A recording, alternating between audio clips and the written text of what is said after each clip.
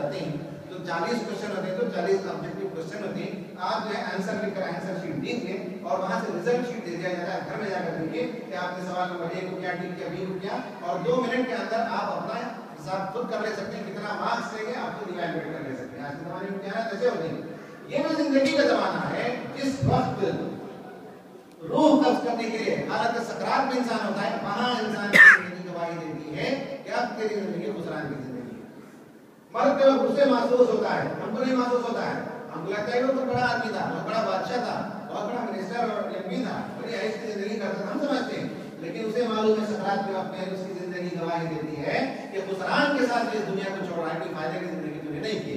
पुराने मजीद में सूरह वाक़िया में बताया गया, फलौला इज़ा बलगतिल हुलूम, है ना, काश उस वक्त देखते जब हलफ में जो है मौत का जो सकरात है वो कराने लगती है, कराता है इंसान, तो उस वक्त कहा अंतुम ही नहीं तुम तंजुरून, तुम उसके सामने बैठे रहते हो, तुम निगाहें टिका कर देखते हो, लेकिन उस वक्त कुछ नहीं कर सकते। ज्यादा ज्यादा हकीम को बुलाते हैं, डॉक्टर को बुलाते हैं और वेंटिलेटर लगाते हैं, ऑक्सीजन लगाते हैं, इससे ज्यादा तुम कुछ नहीं कर सकते।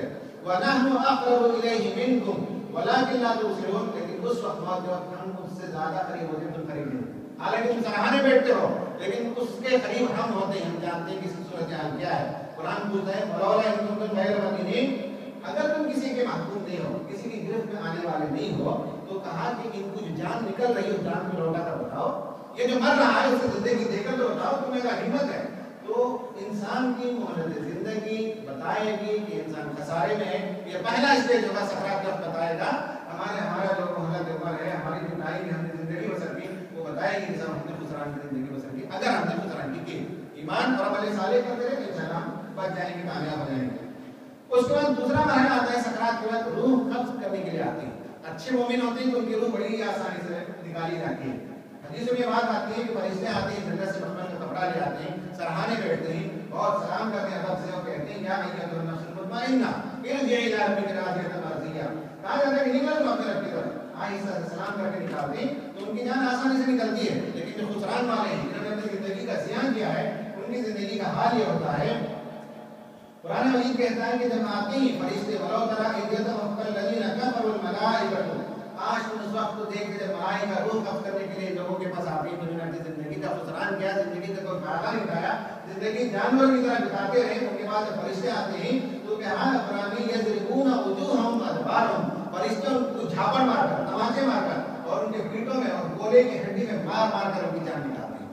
ये वो है कि हमको नहीं दिखता, लेकिन उसे दिखता है। वलासर ज़माना गवाही देगा उस वक्त, उसकी उम्र गवाही देगी, उसकी जिंदगी गवाही देगी कि क्यों मुझे फरिश्ते मार रहे हैं। मार इसलिए रहे हैं कि तुम्हारा इम्तिहान खत्म था, तुम खाली पेपर भर के लाए हो, बल्कि मार रहे हो सवाल का जवाब देने के बजाय गाने गाना सब लिख देते हैं। मां बच्चों की शरारत में देखते हैं कि सवाल का जवाब नहीं आता तो उसमें गाने लिखते हैं, फिल्म का डायलॉग लिखते हैं, तो हमने देखा इस तरह के बच्चों को।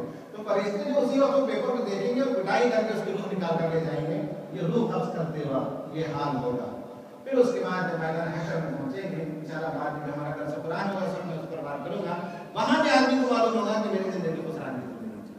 तो ये है जिंदगी की हकीकत, इम्तिहान है। जिन्होंने इस इम्तिहान को सीरियस किया, एक एक पेपर को सीरियस किया और उसके मुताबिक उनका अमल रहा, तो इंशाअल्लाह कामयाब होंगे।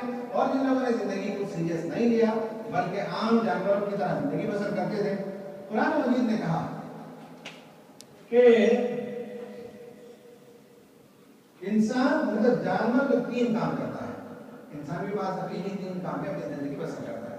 जानवर खाता है जीने के लिए, दूसरा सेक्स करता है अपनी नस्ल को आगे बढ़ाने के लिए, और तीसरा लड़ता झगड़ता है। ये 3 खुसूसियात होती हैं जानवर के, इससे आगे उसके पास कोई नजरिया नहीं होता। अगर इंसान जो है वो भी सिर्फ खाने के लिए जिंदा रहे और वो भी